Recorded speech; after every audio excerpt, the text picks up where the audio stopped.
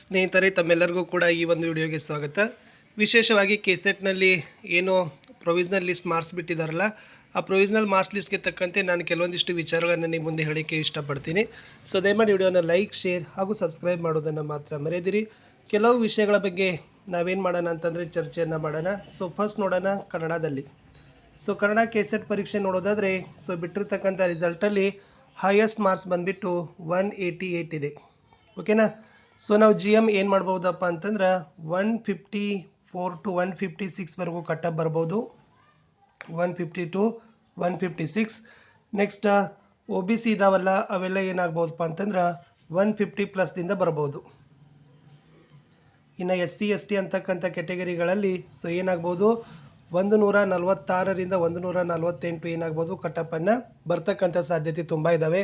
ಇದನ್ನು ಮಾಡಿರ್ತಕ್ಕಂಥದ್ದು ನಿಮ್ಮ ರಿಸಲ್ಟ್ ಏನು ಬಿಟ್ಟಿದ್ದಾರಲ್ಲ ಅದರ ಮೇಲೆ ಇರ್ತಕ್ಕಂಥದ್ದು.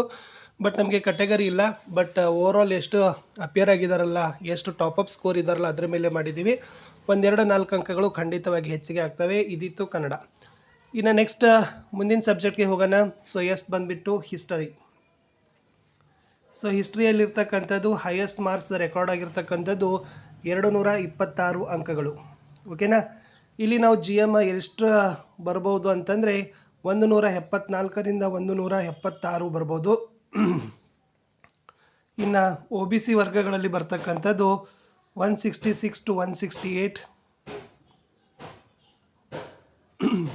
ಇನ್ನು ಎಸ್ ಸಿ ಎಸ್ ಟಿ ಬರ್ತಕ್ಕಂಥದ್ದು 160ರಿಂದ 162.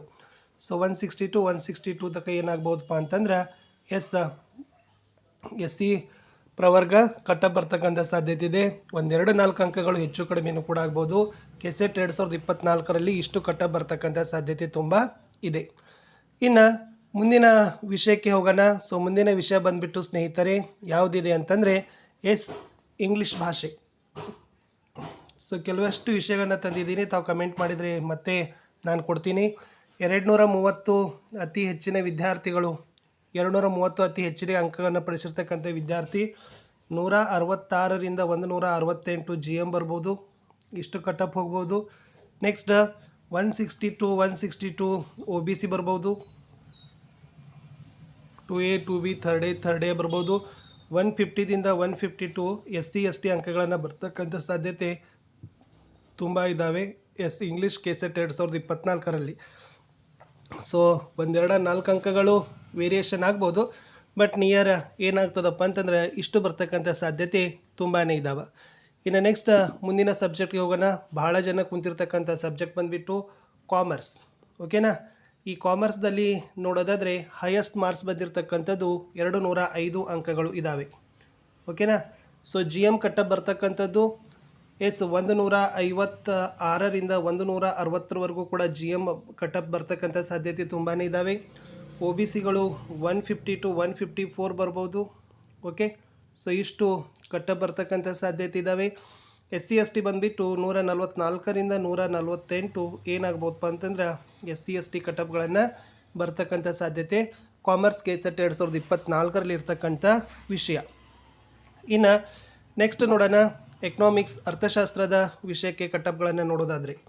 ಸೊ ಎಕನಾಮಿಕ್ಸಲ್ಲಿ ನಾವು ನೋಡಿದ ಹಾಗೆ ರಿಸಲ್ಟನ್ನು 212 ಅತ್ಯಧಿಕ ಅಂಕಗಳನ್ನು ಗಳಿಸಿರ್ತಕ್ಕಂಥ ವಿದ್ಯಾರ್ಥಿ ಇದ್ದಾರೆ. ಅಲ್ಲಿನೂ ಕೂಡ 158ದಿಂದ 162 ತನಕ ಜಿ ಎಮ್ ಹೋಗ್ತಕ್ಕಂಥ ಸಾಧ್ಯತೆ ಕಾಣ್ತದೆ. ಇನ್ನು 152ದಿಂದ 156ವರೆಗೆ ಒ ಬಿ ಸಿಗಳು ಬರ್ತಕ್ಕಂಥ ಚಾನ್ಸಸ್ ಇದ್ದಾವೆ, ಇಷ್ಟು ಕಟಪ್ ಬರ್ಬೋದು ಎಕನಾಮಿಕ್ಸಲ್ಲಿ.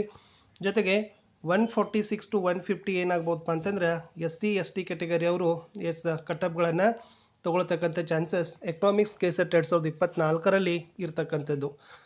ಇನ್ನು ಮುಂದೆ ಹೋಗೋಣ ಸ್ನೇಹಿತರೆ. ಮುಂದಿನ ವಿಷಯ ಏನಪ್ಪ ಅಂದರೆ ಪೊಲಿಟಿಕಲ್ ಸೈನ್ಸ್, ರಾಜ್ಯಶಾಸ್ತ್ರದ ವಿಷಯ. ಸೊ ಪೊಲಿಟಿಕಲ್ ಸೈನ್ಸಲ್ಲಿ ಹೈಯೆಸ್ಟ್ ಅಂಕಗಳನ್ನು ಬಂದಿರತಕ್ಕಂಥದ್ದು 218 ಇದೆ. ಇಲ್ಲಿ ಜಿ ಎಮ್ ನಾವೇನು ಮಾಡ್ಬೋದು ಅಂದರೆ 150 to 156ವರೆಗೂ ಕೂಡ ಜಿ ಎಮ್ಗಳನ್ನು ಕಟ್ಟಪ್ ಬರೋ ಸಾಧ್ಯತೆ ಅದಾವೆ.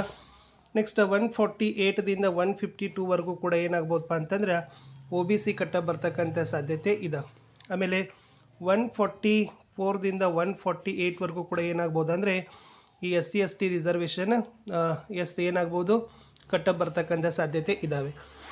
ಇಷ್ಟು ನಾನು ಏನು ಮಾಡಿದ್ದೀನಿ, ಕನ್ನಡ, ಹಿಸ್ಟ್ರಿ, ಕಾಮರ್ಸಲ್ಲಿ, ಇಂಗ್ಲೀಷಲ್ಲಿ, ಪೊಲಿಟಿಕಲ್ ಸೈನ್ಸಲ್ಲಿ ನಾನು ನಿಮಗೆ ಕೊಟ್ಟಿದ್ದೀನಿ. ಸೊ ಖಂಡಿತವಾಗಿ ಇದ್ರದ್ದು ಕಟಪ್ಪನ್ನು ಅನಲೈಸ್ ಮಾಡಿ ನೋಡಿದ್ದೇನೆ, ಹಾಕಿದ್ದೀನಿ. ಖಂಡಿತವಾಗಿ ರಿಸಲ್ಟ್ ಯಾವಾಗ ಬರ್ತದೆ ಅನ್ನೋದನ್ನು ವಿಡಿಯೋ ಇನ್ನೊಂದು ಕೊಡ್ತೀನಿ. ವಿಡಿಯೋನ ಲೈಕ್, ಶೇರ್ ಹಾಗೂ ಸಬ್ಸ್ಕ್ರೈಬ್ ಮಾಡೋದನ್ನು ಮಾತ್ರ ಮರೆಯದಿರಿ.